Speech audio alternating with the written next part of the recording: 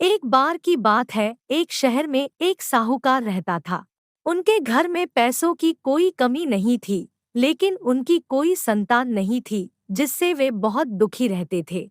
पुत्र प्राप्ति के लिए वे प्रत्येक सोमवार का व्रत रखते थे और शिव मंदिर में जाकर पूरी श्रद्धा से भगवान शिव और पार्वती जी की पूजा करते थे। उनकी भक्ति को देखकर एक दिन माता पार्वती प्रसन्न हुई और उन्होंने भगवान शिव से उस साहूकार की इच्छा पूरी करने का अनुरोध किया। पार्वती की इच्छा सुनकर भगवान शिव ने कहा कि हे पार्वती, इस दुनिया में हर प्राणी को उसके कर्मों का फल मिलता है और उसके भाग्य में जो कुछ भी है उसे भुगतना पड़ता है। लेकिन पार्वती जी ने साहूकार की भक्ति का सम्मान करने के लिए उसकी इच्छाओं को पूरा करने की इच्छा व्यक्त की। माता पार्वती के अनुरोध पर शिव ने साहूकार को पुत्र प्राप्त करने का वरदान दिया, लेकिन साथ ही यह भी कहा कि उसके बच्चे की उम्र केवल 12 वर्ष होगी। साहूकार माता पार्वती और भगवान शिव की बातचीत सुन रहा था। वह इससे न तो खुश था और न ही दुखी। वह पहले की तरह शिव की पूजा करता रहा। कुछ समय बाद साहूकार के घर एक पुत्र का जन्म हुआ। जब बालक 11 वर्ष का हुआ तो उसे पढ़ने के लिए काशी भेज दिया गया। साहूकार ने बेटे के मामा को बुलाकर ढेर सारा पैसा दिया और कहा कि वह इस बच्चे को शिक्षा प्राप्त करने के लिए काशी ले जाए और रास्ते में यज्ञ करे। जहाँ कहीं भी यज्ञ किया जाता है, वहाँ ब्राह्मणों को भोजन कराकर दक्षिणा देता जाए। और इसी प्रकार दोनों यज्ञ करते हुए और ब्राह्मणों को दान दक्षिणा देते हुए काशी की ओर चल पड़े और रास्ते में वो दोनों रात के समय एक नगर में ठहरे, जहाँ नगर के राजा की पुत्री का विवाह होने वाला था। लेकिन जिस राजकुमार से वह शादी करने वाली थी वह अंधा था। इधर राजकुमार के पिता ने इस तथ्य को छिपाने की एक योजना के बारे में सोचा कि उसके बेटे की एक आंख नहीं है। साहूकार के बेटे को देखकर उसके मन में एक विचार आया और उसने सोचा क्यों न इस लड़के को दूल्हा बनाकर राजकुमारी से शादी करा दी जाए और शादी के बाद मैं इसे पैसे के साथ भेज दूंगा और राजकुमारी को अपने शहर ले जाऊंगा। लड़के की शादी दूल्हे के कपड़े पहनकर राजकुमारी से कर दी गई। लेकिन साहूकार का बेटा ईमानदार था, उसे यह उचित नहीं लगा। मौका पाकर उसने राजकुमारी की चुनरी के किनारे पर लिखा कि तुम्हारी शादी तो मुझसे हो गई है, लेकिन जिस राजकुमार के साथ तुम्हें भेजा जाएगा वह आँख का अंधा है। मैं तो काशी पढ़ने जा रहा था। रात हो जाने के कारण मैं इस नगर में ठहरा था, लेकिन मुझे बंदी बनाकर तुमसे शादी कराई गई।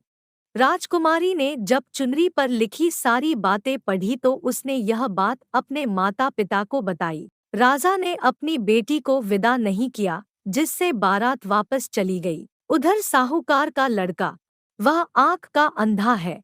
मैं तो काशी पढ़ने जा रहा था। रात हो जाने के कारण मैं इस नगर में ठहरा था, लेकिन मुझे बंदी बनाकर तुमसे शादी कराई गई। राजकुमारी ने जब चुनरी पर लिखी सारी बातें पढ़ी तो उसने यह बात अपने माता पिता को बताई। राजा ने अपनी बेटी को विदा नहीं किया, जिससे बारात वापस चली गई। उधर साहूकार का लड़का और उसके मामा काशी पहुंचे और वहां जाकर उन्होंने यज्ञ किया। जिस दिन बालक 12 वर्ष का हुआ उस दिन यज्ञ हुआ। लड़के ने अपने मामा से कहा कि मेरी तबीयत ठीक नहीं है। मामा ने कहा कि तुम अंदर जाकर सो जाओ। शिव के वरदान के अनुसार थोड़े ही समय में उस बालक का प्राण निकल गया।